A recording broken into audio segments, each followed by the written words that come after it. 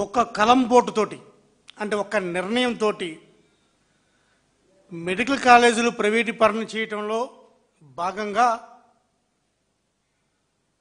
1,00,000 కోట్లు దోపిడీకి పాల్పడ్డాడు. ప్రభుత్వం ఇచ్చిన మెడికల్ కళాశాలని నిర్వహించడానికి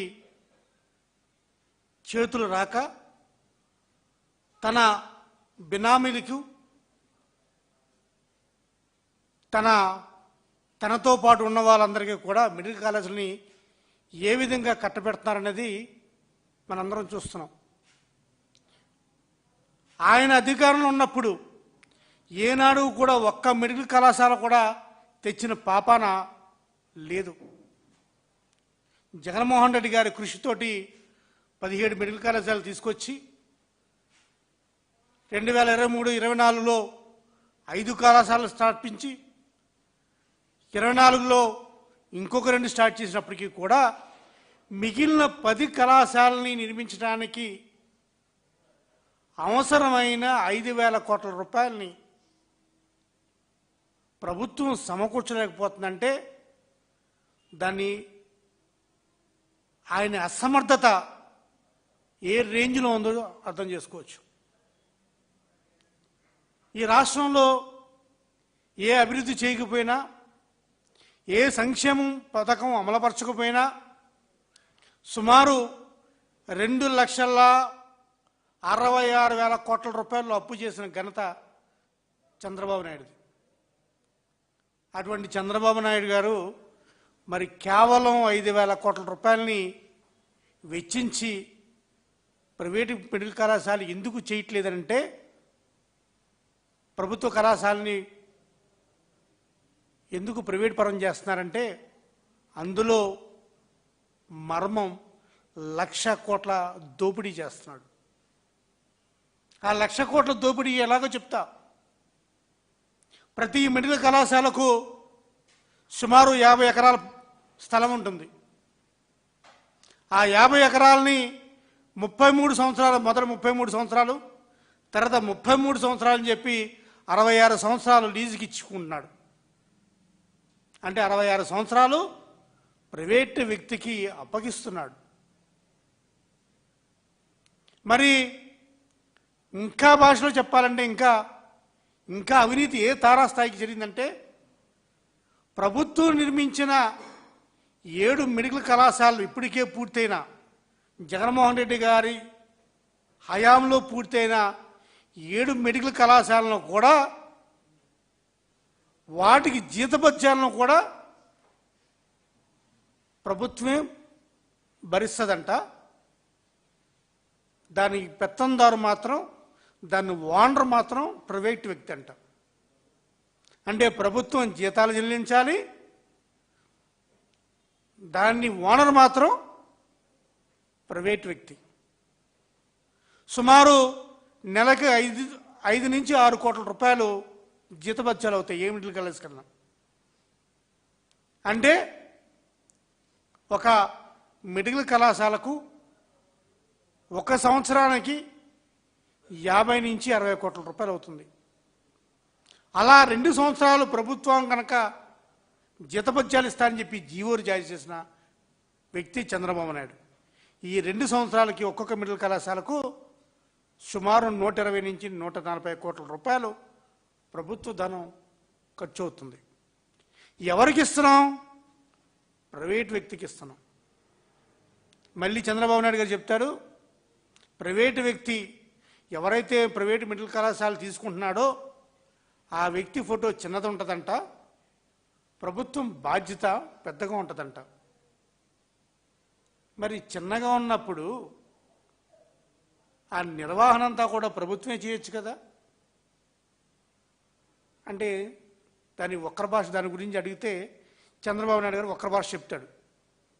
పీపీపీ విధానంలో రోడ్లు వేస్తాం, రోడ్లు ప్రైవేట్ వ్యక్తులు వేస్తారు, దాని మీద నిర్వహణ అంతా ప్రైవేట్ వ్యక్తులే చేస్తారు, దాని మీద రుసుము ప్రైవేట్ వ్యక్తులే చేస్తారు, కొంతకాలం తర్వాత ఆ రోడ్లు ప్రభుత్వానికి అప్పచెప్తారు అంటారు. మరి ఇదేంటి చంద్రబాబు నాయుడు గారు, ప్రభుత్వం కట్టిన కళాశాలలు ఇది ప్రభుత్వం కట్టిందా, ప్రైవేట్ వ్యక్తి కట్టాడా? అంటే భూమి గవర్నమెంట్ది, బిల్డింగ్లు గవర్నమెంట్వి, కట్టింది గవర్నమెంటు, కట్టిన సొమ్ము గవర్నమెంట్తో కట్టింది, కానీ దీని నిర్వహణ మాత్రం ప్రైవేట్ వ్యక్తికి.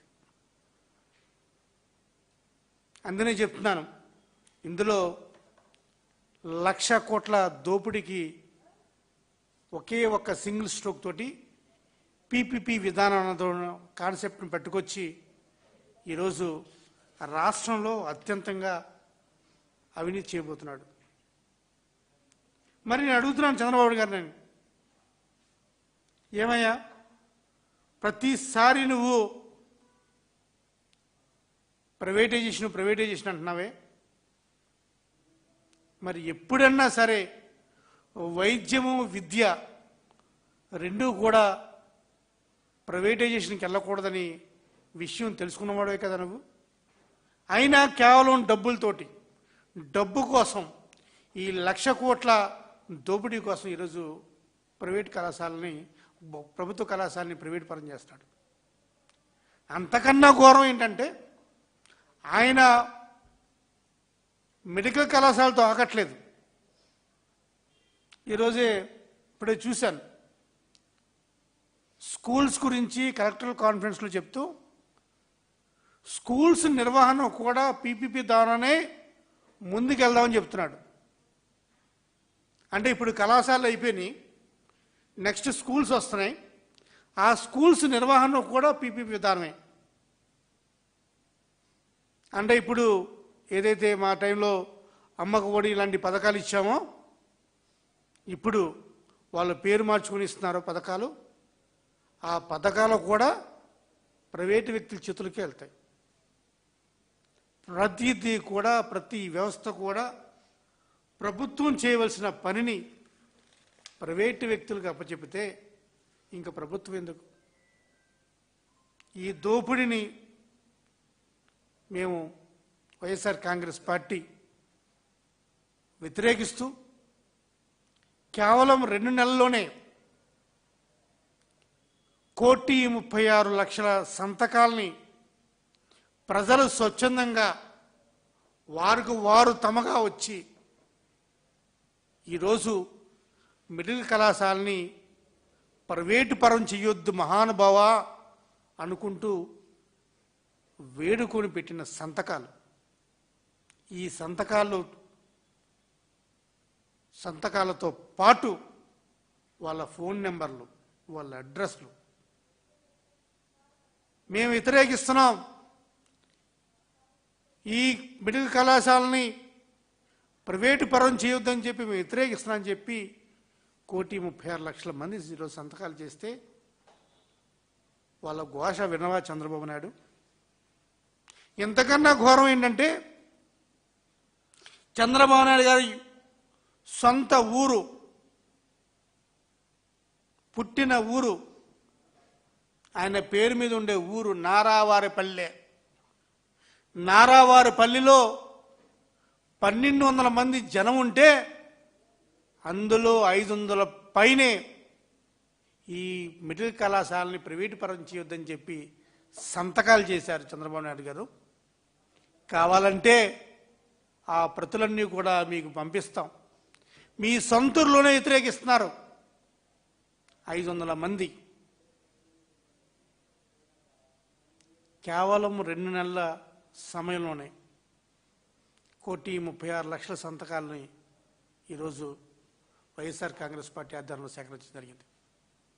ఇవన్నిటిని కూడా తీసుకొని రేపు 18వ తారీఖున జగన్మోహన్ రెడ్డి గారి నాయకత్వంలో జగన్మోహన్ రెడ్డి గారు మరియు ముఖ్యమైన నాయకులు గవర్నర్ గారిని కలిసి ఈ ప్రతులన్నీ కూడా, ఈ 1,36,00,000 సంతకాలన్నీ కూడా గవర్నర్ గారికి సమర్పించి, ఇది ఆంధ్ర ప్రజల నాడీ ఘోష, దయచేసి వీటినన్నా చూసి చంద్రబాబు నాయుడు గారు తన నిర్ణయాన్ని వెనక్కి తీసుకోవాలని చెప్పి గవర్నర్ గారి ద్వారా కోరటం జరుగుతుంది. అంతేకాకుండా వైఎస్ఆర్ కాంగ్రెస్ పార్టీ ఈ పోరాటాన్ని ఇక్కడితో ఆపకుండా న్యాయ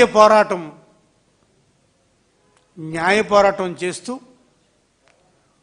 మళ్ళీ చంద్రబాబు నాయుడు గారు ఈ నిర్ణయాన్ని ఉపసంహరించుకునే వరకు వైఎస్ఆర్ కాంగ్రెస్ పార్టీ పోరాటం చేస్తుంది.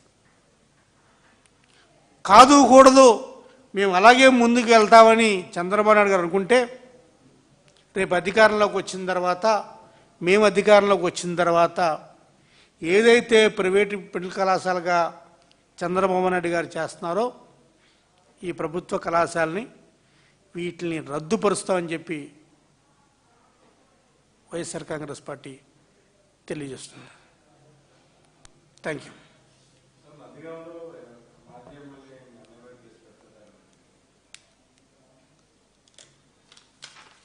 అంటే పత్రికా సమావేశం కూడా నిర్వహించకూడదు.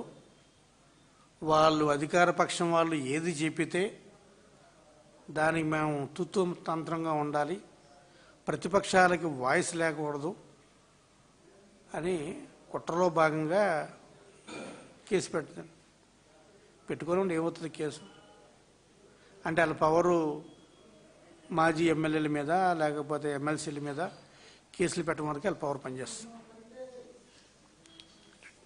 Thank you.